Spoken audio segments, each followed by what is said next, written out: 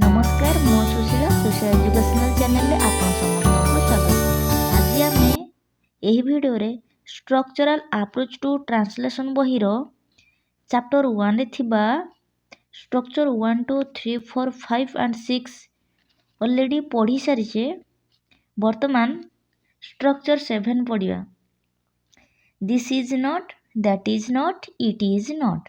This is not माने एहा नुहे, दैट इज नॉट माने ताहा नुहे, इट इज नॉट माने एहा नुहे। साधारणतः नुहे अर्थरे नॉट यूज करा जाई थाए, जेपरिकी ताहा गुटिए बही नुहे, सेठी गुटिए कलम नुहे, एहा एक घर नुहे, एहीपरि नुहे लागिथिले नॉट यूज करा जाए। वर्तमान दिया जाइतिबा वाक्य गुड़िक पढ़िबा एवं बुझिबा। प्रथम वाक्य ताहा गुटिए बही नुहे, that is not a book. आमे पढ़ी सारिछे ताहा गुटिए बही, दैट इज ए बुक, किंतु एटी नुहे लागिछि तेणु नॉट बसिछि, हेल्पिंग वर्ब रे नॉट बसिछि। That is not a book माने ताहा गुटिए बही नुहे। सेही परि सेठी गुटिए कलम नुहे, that is not a pen. एहा कमलार आंब नुहे, this is not Kamala's mango.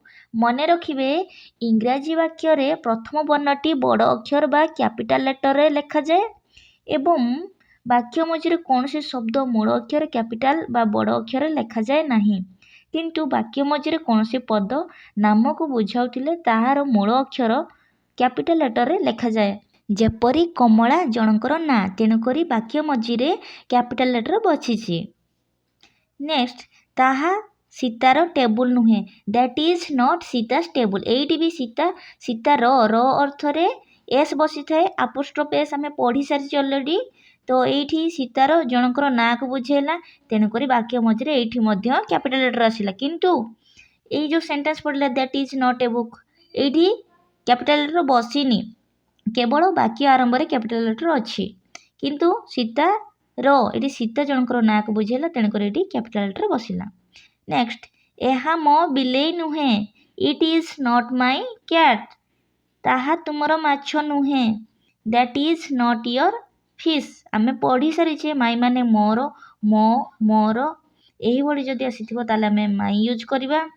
तुमर, तोर बा तुम्भर बा आपणकर, एही भली जदि थिबो वाक्य रे आमे योर यूज करिबा। नेक्स्ट एहा रामर घोड़ा नुहे, it is not Ram's horse. ताहा तुमर गछ नुहे, that is not your tree. ताहा तार झीटर बैग नुहे, ब्राकेट रे लिखाई झीटर माने स्त्रीलिंग रे अछि, तेणुकर एइटी that is not her bag, एइटी हर बसिला। जदि एटा पुलिंग रे थांता ताले हिज बसी थांता। वर्तमान दिया जाइतबा वाक्य गुडी को अनुवाद करिबा। एहा सीतार बैग नुहे, it is not Sita's bag. एइटी हरिर बाक्स नुहे, it is not Hari's box. ताहा माधवर पेंसिल नुहे, that is not Madhav's pencil. एहा मोर चौकी नुहे, this is not my chair. एहा तुम जहाज नुहे, this is not your ship. एइटी आम घर नुहे, this is not our house. सेठी तांको स्कूल नुहे, that is not his school. एइटी गुटिए नई नुहे, this is not a river. से गुटिए मूषा नुहे, that is not a mouse. एइटी केतोटी डिफिकल्ट वर्ड दिया जाइछि। बॉक्स को इंग्लिश रे बॉक्स कहा जाए, जहाज को इंग्लिश रे शिप कहा जाए, घर को इंग्लिश रे हाउस कहा जाए, नई को इंग्लिश रे रिभर कहा जाए, मूषा को इंग्लिश रे माउस कहा जाए। आज पई एतिकी। नेक्स्ट वीडियो रे एक्सरसाइज 1 करिवा।